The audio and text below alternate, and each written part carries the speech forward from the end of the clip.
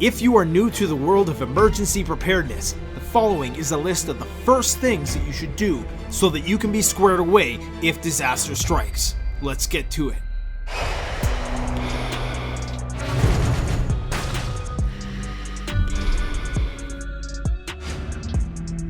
As stereotypical as it might seem, one of the first things you should do is initiate the process of getting a purchase and acquisition firearms license. This is for the purpose of sport shooting, hunting, and in some countries, self-defense. Depending on where you live, the difficulty in acquiring a license of this sort will vary. Even if you have political hang-ups with respect to firearms rights, you should aspire to maximize your capability to the fullest extent that the law will allow. But you should also always aspire to go over and above the expectations for safety and discipline when it comes to the proper usage, storage, and transportation of your firearms.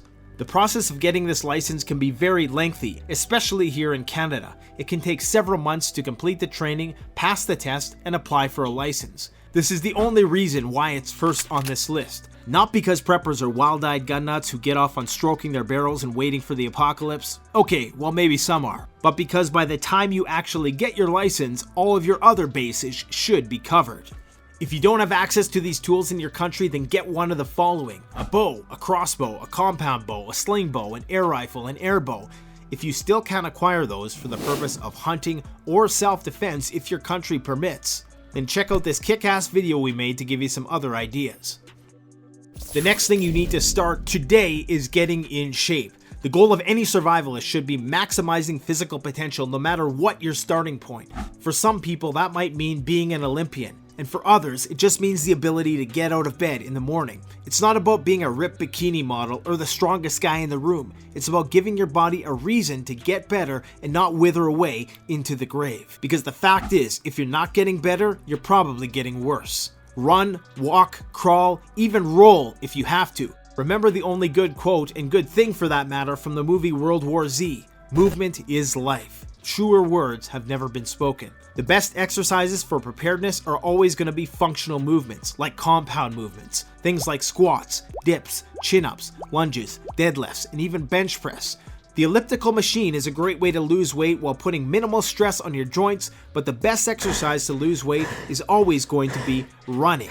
In addition to that, learn how to fast and delay gratification for maximal weight loss and psychological well-being. A strategy that has never failed me is to go to bed hungry and wake up feeling amazing. If possible, take self-defense courses, martial arts, or just hit the punching bag. Check out my Mad Max fitness video here.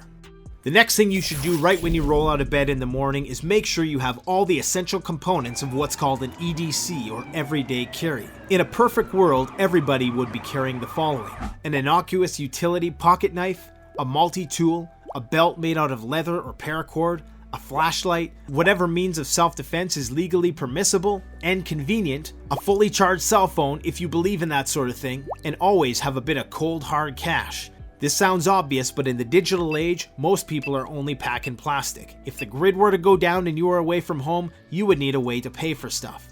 Your next priority is to stockpile food and water. Continuously build up a food and water surplus so you don't have to get caught up in the stampede of panic buying or have to pay exorbitant amounts for food when the proverbial excrement hits the oscillating device. And remember, when you are stockpiling food, that energy is going to be at a premium. Non-perishables that don't require a ton of preparation and cooking are ideal survival foods. Things like meals ready to eat, freeze-dried food, and canned goods are excellent for this purpose. For more cost-effective options, grains like rice, flour, pastas, and of course beans will likely last a lot longer than you will if properly stored.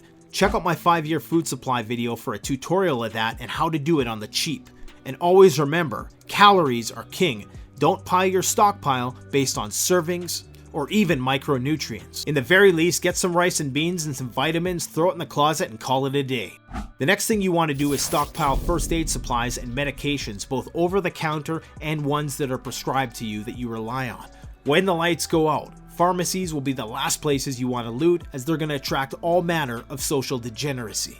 You must accept the reality that there may come a time when the services of medical professionals will be inaccessible. That's when you're going to become the closest thing to a doctor. Be sure to, in the very least, learn basic first aid, book the course today. Stockpile the following: painkillers, antibiotics, anti-inflammatories, anti-anxiolytics, skin staplers, tourniquets, bandages, pulse oximeters, caffeine, aspirin, Imodium, Benadryl, vitamins and minerals, and whatever prescription medications you can.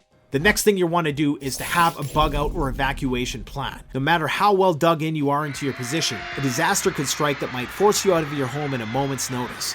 Put together a bag of the bare essentials for when minutes matter most. Some things to add to your bug out bag are food, water purification, shelter, communications, lighting, signaling, navigation, a means of self-defense, maps, and a shortwave radio, just to name a few. After this video is over, go and check out my comprehensive bug out bag tutorial through the link in the description. Also, make sure you have photocopies of important documents, things like land titles, mortgages, birth certificates, driver's license. If the grid does go down and we find ourselves in a dystopian nightmare, you're going to have to prove to the Gestapo that you actually own what you say. Remember, possession is 9/10 of the law. And if you're so resourceful, precious metals like silver and gold simply can't hurt. The next thing you want to do is focus on home security. Fortify your doors, get surveillance cameras, get an alarm system. If you are going to get a dog, get a real dog.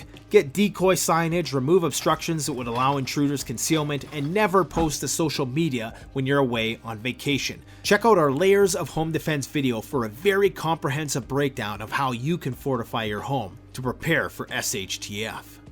Your next priority is energy. This involves fuel storage, a way to generate electricity, and generate heat. Make sure you have a backup heating supply if you live in a cold environment. Propane heaters, extra blankets for insulation for your home, and good winter clothing. Propane is one of the fuels of choice because it's clean and it stores the longest. Gasoline will last a year, diesel maybe 2. Kerosene lasts a bit longer and is great for space heating, but it's also a bit messier. Be sure to check out our comprehensive video on fuel storage through the link in the description. Get yourself a backup energy source if possible in the form of solar, kinetic, wind, or even thermoelectric generators. You will benefit from having electricity to power your communications, lighting, and surveillance systems. The next thing I would do is to know my community. Make sure you know the back roads, the in roads, the out roads, the evacuation routes, the points of interest around the block, troublemakers, water sources, and places that you might be able to scavenge resources from if things got down to the wire. Next up is to start building a prepper library, both hard copy and digital. Start collecting books on things like first aid, growing food, processing animals, communication, automotive repair, firearms maintenance, wild edibles, food storage, and even things like blacksmithing in case you gotta get medieval on their ass.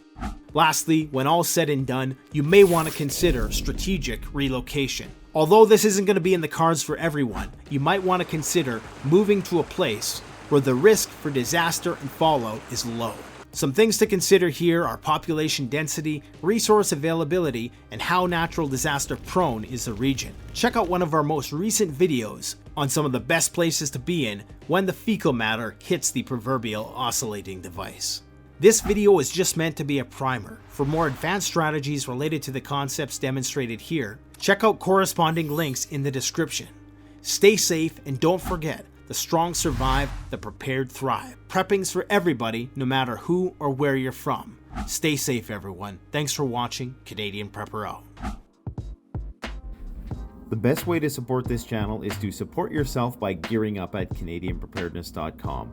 The best quality products at the best prices. Use discount code SURVIVALPREPPER, all caps, all one word, for 10% off. Thanks for watching. Stay safe.